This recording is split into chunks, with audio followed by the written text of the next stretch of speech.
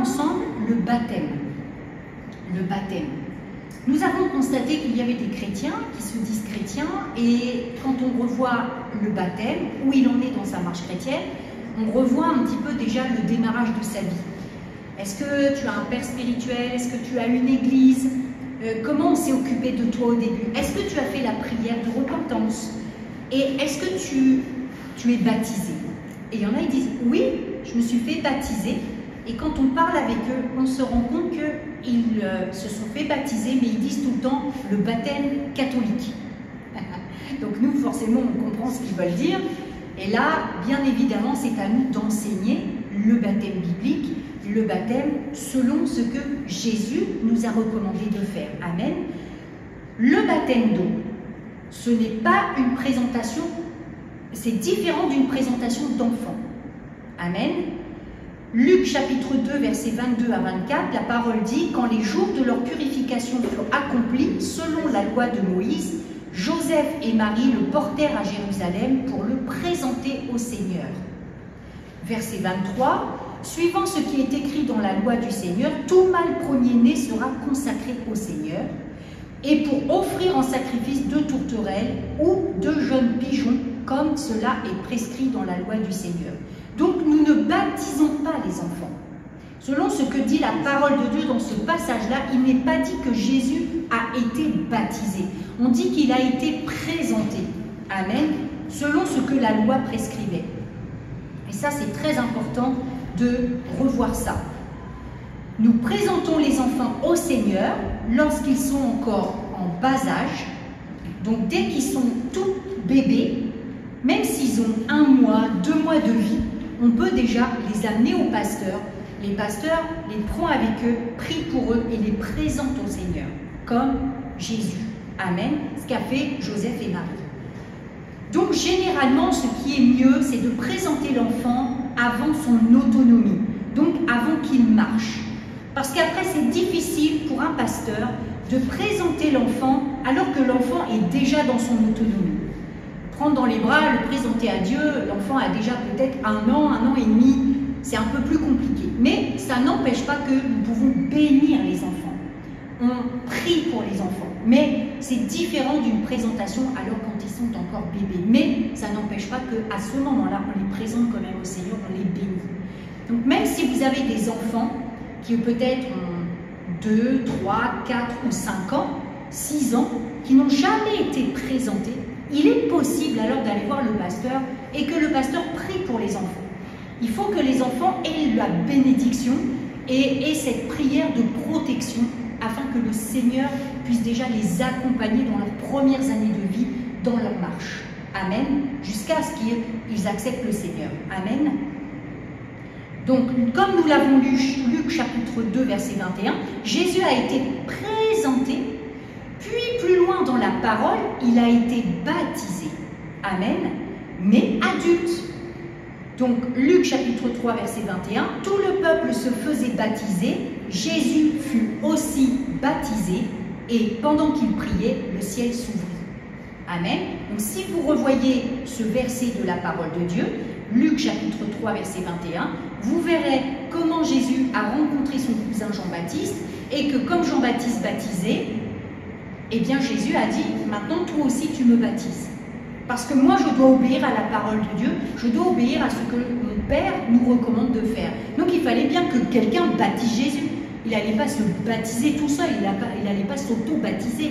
Il n'allait pas tout seul rentrer dans l'eau et se faire baptiser. Il avait besoin de Jean-Baptiste parce que Jean-Baptiste avait l'appel pour ça et c'est lui qui baptisait. C'est pour ça qu'on dit le baptême de Jean-Baptiste. Donc, Jésus, il fut baptisé à 30 ans. Jésus a démarré le ministère après. Amen. Donc ça, Jésus nous montre toujours l'exemple. Et il nous montre toujours qu'il y a de l'ordre. Et que même lui, en tant que fils de Dieu, a respecté un certain ordre. Amen. Parce que Dieu est un Dieu d'ordre. Et il y a des principes. On ne doit pas court-circuiter, on ne doit pas prendre des raccourcis. On doit faire ce que Dieu veut que l'on fasse pour que tout soit bien fait. Et qu'on prenne une bénédiction. Donc, tout le peuple se faisait baptiser, Jésus aussi fut baptisé. Alors, qu'est-ce que le baptême d'eau? Qu'est-ce que c'est au final le baptême d'eau? Eh bien, c'est un acte d'obéissance volontaire et visible à un commandement de Jésus. C'est-à-dire que quand on a accepté le Seigneur Jésus dans son cœur, qu'on l'a accepté et qu'on marche en nouveauté de lui avec lui, à un moment donné, on veut prendre son baptême, qui est un engagement sérieux, parce que là on se dit, moi je suis chrétien, j'ai rencontré Jésus, donc maintenant je veux me faire baptiser parce qu'il me recommande de le faire et je veux faire exactement comme lui veut que je fasse pour qu'après je puisse marcher en tant que disciple. C'est volontaire, personne ne doit vous obliger à vous faire baptiser. En tant que parents, on ne met pas de pression à nos enfants pour qu'ils prennent le baptême. Ce n'est pas parce que nous sommes chrétiens ou une famille chrétienne que nos enfants, systématiquement, on doit les enrôler. Il faut attendre que d'eux-mêmes, ils viennent nous voir et dire « je suis prêt pour le baptême ». C'est ce qu'on a fait avec nos enfants. Roman et Raphaël nous ont dit « nous voulons nous faire baptiser ». Amen.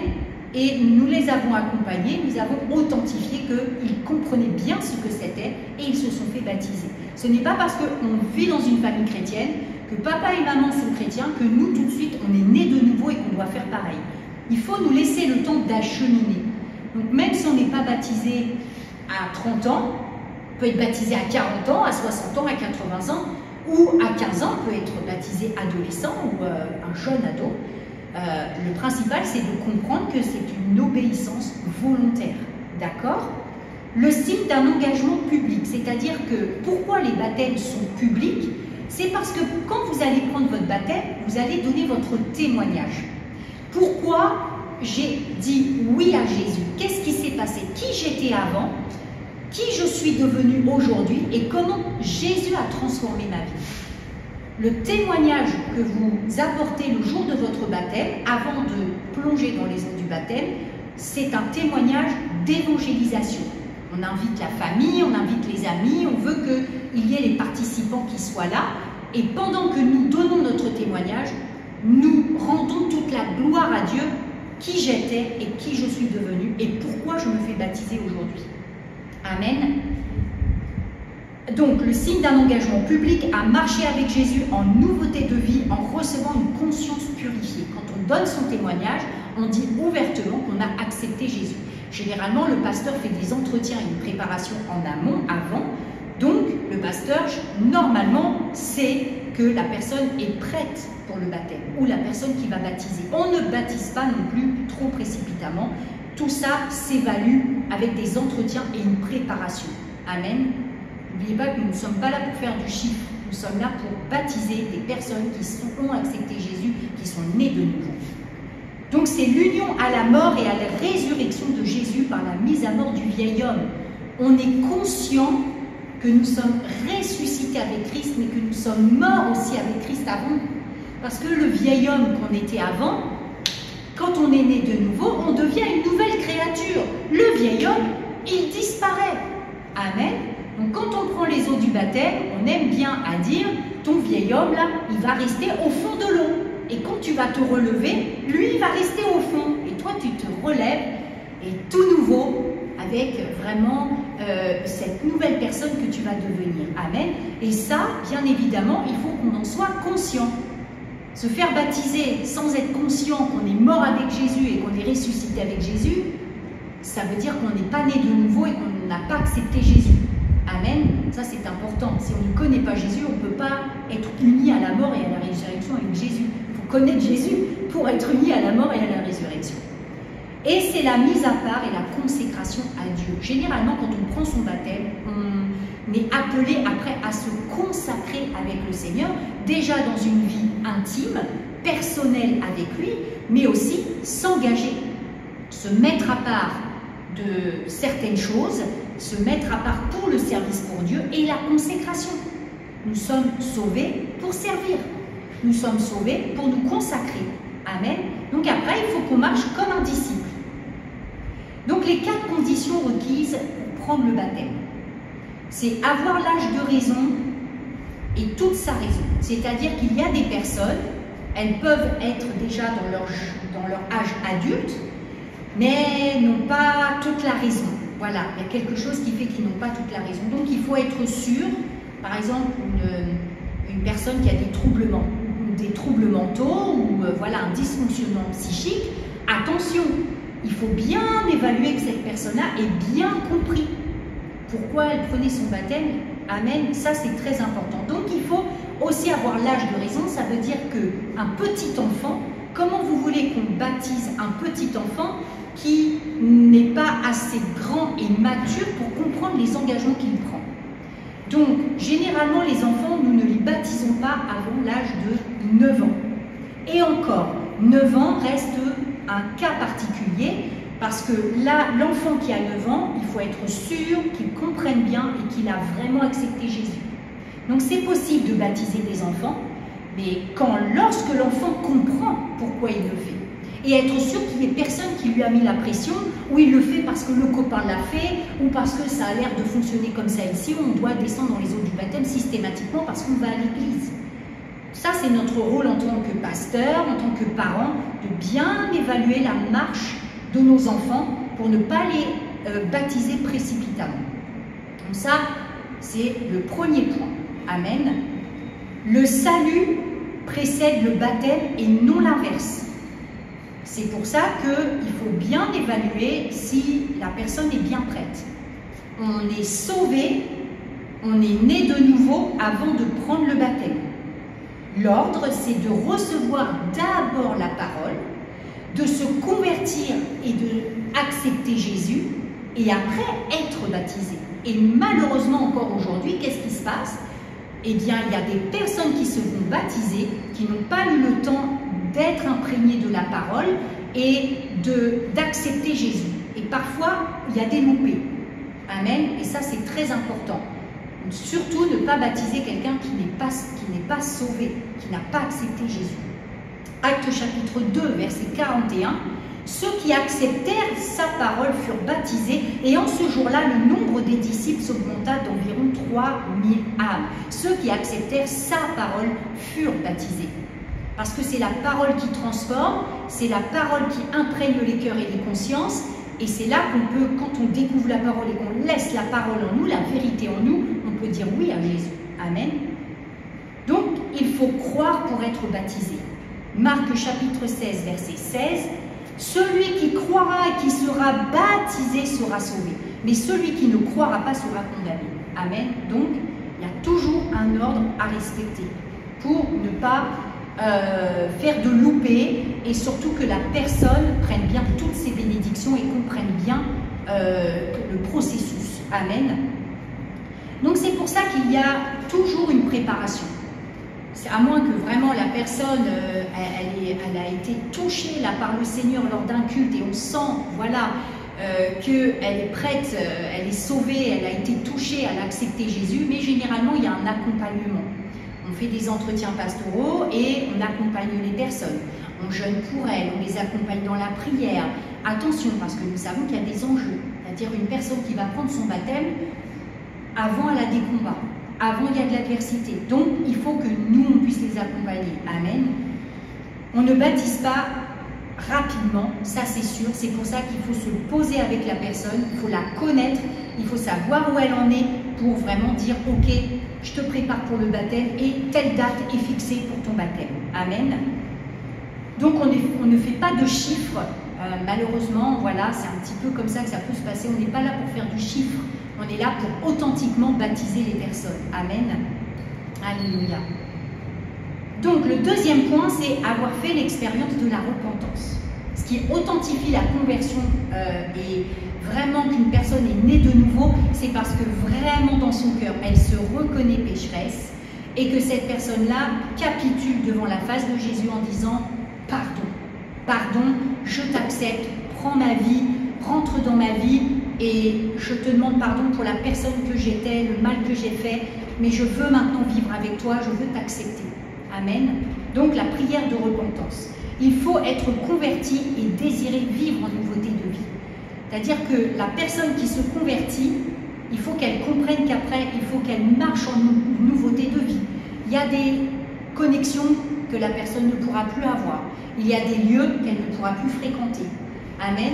Il y aura des choses qu'elle ne pourra plus faire. Écouter des sons qu'elle ne pourra plus écouter. Parce qu'à un moment donné, il faut bien qu'on se libère de ça, qu'on renonce. Parce que si Jésus n'est pas en accord avec ce que l'on regarde, avec ce que l'on écoute, les lieux que nous fréquentons, les personnes que nous fréquentons, il faut être en accord avec Jésus et obéir. Et petit à petit, alors on ne fait pas ça brutalement, petit à petit on s'écarte de notre ancienne vie et on accepte de rentrer dans cette nouvelle vie. Ça ne veut pas dire que Dieu va vouloir qu'on se débarrasse de tout, parce qu'il y a des choses qu'il veut qu'on garde, mais si ça peut être dangereux, nocif pour nous, c'est là qu'il va nous demander de renoncer à tout ça. Le baptême ne sauve pas. Il ne faut pas penser qu'une personne est dans la difficulté et qu'elle commence à se rapprocher de Jésus et qu'on voit vraiment que ces situations sont compliquées. Et là, on se dit, ah, ce que je vais faire, c'est que je vais te baptiser et tu vas voir, ça va être une protection pour toi. Je vais te baptiser et tu vas voir, tu ne vas plus avoir autant les problèmes. Il va y avoir vraiment l'aide du Seigneur sur ta vie. Non, le baptême ne sauve pas. Amen. Romains chapitre 10, verset 10. C'est en croyant du cœur qu'on parvient à la justice et c'est en confessant de la bouche qu'on parvient au salut. Amen. Donc ça, c'est très important. Ce n'est pas un brevet de sainteté. On ne donne pas un diplôme aux baptisés pour dire « ça y est, maintenant je suis un saint et je marche comme un bon chrétien ». Amen. Ce n'est pas un brevet de sainteté. Ce n'est pas un diplôme de bonne conduite parce qu'on va acheminer après le baptême. Et je pense que pour ceux qui sont baptisés, on voit bien qu'on n'est pas sorti de l'eau parfait. Il faut nous laisser le temps et laisser le temps au Seigneur surtout de nous enlever toutes ces années où on a été encrassé par notre vie passée, par ce que nous avons fait ou ce que l'on a fait. Ce n'est pas un sacrement aux vertus mystiques. Amen. Éphésiens chapitre 2, verset 8, car c'est par la grâce que vous êtes sauvés, par le moyen de la foi. Et cela ne vient pas de vous, c'est le don de Dieu. C'est une grâce d'être sauvé. On n'a aucun mérite. Et parfois, en tant que chrétien, on oublie que c'est Dieu qui nous a fait grâce qu'un jour, on rencontre Jésus. Amen. Et c'est par le moyen de la foi que Jésus a mis dans nos cœurs pour croire en lui et dire « Oui, Jésus, je t'accepte ». Amen. Et cela, ça ne vient pas de nous. Ce n'est pas par nos œuvres. Ce n'est pas parce qu'on est meilleur que notre voisin. C'est le don de Dieu. Dieu nous a donné un don de croire, le don de la foi, de croire que Jésus est le Fils de Dieu. Romains chapitre 3, versets 23 et 24. Car tous sont péchés et sont privés de la gloire de Dieu, et ils sont gratuitement justifiés par sa grâce, par le moyen de la rédemption qui est en Jésus-Christ. Amen. Personne ne peut dire « je n'ai pas péché ». Parce que la Bible dit « tous sont péchés et sont privés de la gloire de Dieu ». Mais ils sont gratuitement justifiés par la grâce. Jésus a payé le prix à la croix pour qu'aujourd'hui, quand on lui demande pardon, nous sommes pardonnés, nous sommes justifiés. La dette est payée. Amen. C'est comme si on avait une grosse dette et puis qu'on rencontre une personne qui a exactement le montant pour régler notre dette. Waouh! Eh bien, on est content, il nous fait un super chèque, il nous donne des billets, on règle nos problèmes et on n'a plus de problèmes financiers. Amen. Donc, c'est vraiment une grâce. On est justifié par grâce. Le troisième point, c'est être totalement immergé dans l'eau. Amen. Alors ça va être, c'est très important de comprendre ça, parce que le sens étymologique du mot vient du grec baptisma, baptizo. Amen. Ça veut dire immersion. Parfois, il est bon de revoir la racine des mots grecs, hébreux, pour connaître exactement la signification. Baptizo, c'est immersion. Donc, c'est opposé à aspersion. Aspersion, c'est l'action de projeter de l'eau. C'est quelques gouttelettes qu'on va projeter. Amen. Mais là, la Bible nous parle d'immersion. Donc, complètement immergé dans l'eau. Alléluia, ça c'est très important. Le corps du croyant doit être complètement immergé dans l'eau. Et le quatrième point, qui est très important aussi, c'est en forme trinitaire et au nom de Jésus. Alors là, moi j'aime bien, quand je suis en entretien avec des chrétiens, je leur demande bien, ton baptême a-t-il été fait dans les normes? Est-ce que tu as fait une confession de foi? Est-ce que tu as été immergé dans l'eau? Et est-ce que tu as été baptisé avec cette forme trinitaire et au nom de Jésus.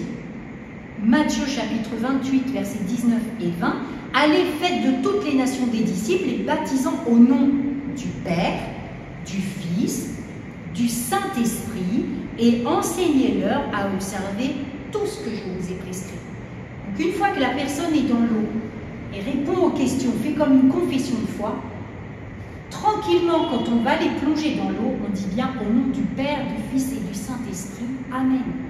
Ça, c'est très important. Et au nom de Jésus. Donc, en fait, l'origine du baptême, ça vient de l'Ancien Testament, quand dans l'Ancien Testament, on parle d'ablution. Et les bains rituels, vous savez, il y avait des pratiques qui étaient surtout faites par les sacrificateurs. L'ablution, à cette époque-là, dans l'Ancien Testament, c'était le lavement des mains et des pieds, qui était fait régulièrement comme signe de purification pour les sacrificateurs et les Lévites. Quand ils voulaient se mettre dans la présence de Dieu, il fallait qu'ils soient aussi au niveau de leur corps, avec des mains propres et des pieds propres. Amen. Donc il y avait les ablutions qui étaient faites. Si on lit Exode chapitre 30, versets 18 à 21, on peut donner ce verset pour expliquer. L'Éternel parla à Moïse et dit, tu feras une cuve d'airain avec sa base d'airain pour les ablutions. Tu la placeras entre la tente d'assignation et l'autel. Et tu émettras de l'eau avec laquelle Aaron et ses fils se laveront les mains et les pieds. Lorsqu'ils entreront dans la tente d'assignation, ils se laveront avec cette eau afin qu'ils ne meurent point. Et aussi, lorsqu'ils s'approcheront de l'autel pour faire le service et pour offrir des sacrifices à l'Éternel, ils se laveront les mains et les pieds afin qu'ils ne meurent point. Ce sera une loi perpétuelle pour Aaron, pour ses fils et pour leurs descendants. Donc, l'immersion se faisait pour le jour de la consécration au service de Dieu. À ce moment-là, de plonger les mains dans l'eau et de se laver les pieds, c'est ce que nous faisons aujourd'hui quand on prend le baptême par immersion. Sauf que là, on voit que c'était un rituel qui était répété. Amen. Il fallait qu'il fasse ça avant de rentrer dans la présence de Dieu et se mettre dans le service. Parce que l'Éternel Dieu, ça ne pardonnait pas à ce moment-là s'il n'était pas nettoyé, s'il ne faisait pas les ablutions, s'il ne faisait pas ce rituel. Tellement la présence de Dieu était forte, s'il n'accomplissait pas cela, il y avait un défaut dans ce que Dieu voulait et il pouvait mourir. Donc les sacrificateurs et les Lévites, c'était carré, carré, carré. Mais aujourd'hui, avec le Nouveau Testament, là, on arrive petit à petit sur cette époque charnière entre l'Ancien Testament et le Nouveau Testament. Il y a la venue de Jean-Baptiste. Et comme vous le savez, le prophète Jean-Baptiste a préparé le terrain pour Jésus. Donc lui, il a reçu du Saint-Esprit cette révélation de baptiser par immersion, parce que Jean-Baptiste ne savait pas ça, puisque lui, il était sous la loi. Amen. Et là, on est entre la loi et la grâce. Mais Dieu l'a utilisé pour montrer l'exemple et préparer justement ça pour nous aujourd'hui qui sommes sous la grâce et plus sous la loi. Heureusement que là maintenant nous pouvons servir le Seigneur sans faire des rituels de crainte de mourir. Amen, on n'en est plus là. Matthieu chapitre 3 verset 11, « Moi je vous baptise d'eau pour vous amener à la repentance, dit Jean-Baptiste. Mais celui qui vient après moi est plus puissant que moi et je ne suis pas digne de porter ses souliers. Lui, il vous baptisera du Saint-Esprit et de feu. » N'était-ce pas notre enseignement de mercredi dernier? Quand on est baptisé par immersion ou quand on est né de nouveau, après, c'est le baptême de feu, le baptême dans le Saint-Esprit. Amen. Et là, c'est le Saint-Esprit qui s'en charge. Mais Jean-Baptiste connaissait sa place. Il disait, moi je le fais, là, le baptême d'eau pour vous, mais celui qui vient après moi, lui, il est beaucoup plus puissant. Alors lui, il va vous toucher, vous allez vraiment être rempli du Saint-Esprit. Donc là, on est vraiment dans le baptême de Jean-Baptiste, on est vraiment dans un acte charnière entre l'Ancien Testament et le Nouveau Testament. C'est un acte de repentance et de purification de la conscience, non plus du corps. C'est pour ça que c'est important de bien analyser, comprendre que la personne est bien née de nouveau avant de la baptiser. Parce qu'il ne s'agit plus du corps, il s'agit maintenant de l'intérieur et de sa conscience. Amen. Et c'est vraiment l'acte de repentance et de purification de cette conscience. Il faut être en paix et il faut d'abord passer par ce processus-là avant d'aller dans les eaux du baptême. C'est un acte qui préparait l'âme à recevoir le salut et le pardon des péchés à ce niveau-là où on en est là dans cette période charnière avec Jean-Baptiste. Amen. Donc, ça c'est très important, j'espère que vous comprenez bien quelle est la signification du baptême, comment on procède pour baptiser les personnes. Vous voyez que ça se fait vraiment tranquillement, on ne presse rien, on ne pousse pas, on n'impose pas.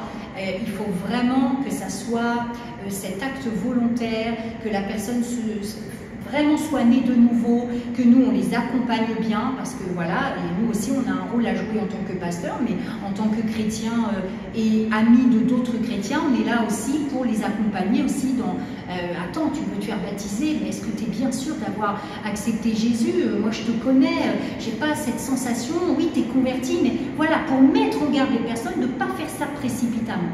Donc on a tous un rôle à jouer, à enseigner nos frères et sœurs et être sûr que quand ils fréquentent l'église, ils sont bien nés de nouveau et pas uniquement convertis. Amen. Alors, celui ou celle qui a pris le baptême peut prendre le repas du Seigneur.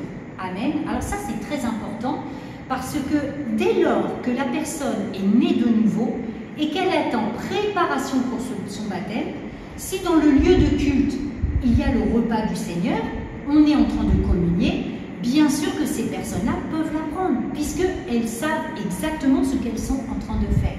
Amen. Elles le prennent parce qu'elles savent ce que représente le pain et elles savent ce que représente le vin. Amen. Et donc, comme c'est un repas de communion, il faut vraiment qu'elles soient nées de nouveau aussi pour prendre le repas du Seigneur. On aura l'occasion de parler aussi de cet enseignement-là, parce qu'elle communie avec une personne qu'elle a rencontrée et qu'elle connaît, avec qui elle a une relation. Mais même si cette personne n'a pas encore été baptisée par immersion, ce n'est pas un souci. Elle peut prendre le repas du Seigneur puisque c'est un chrétien né de nouveau. Cette personne est chrétienne née de nouveau. Amen. Donc, la Sainte Seine peut être prise librement.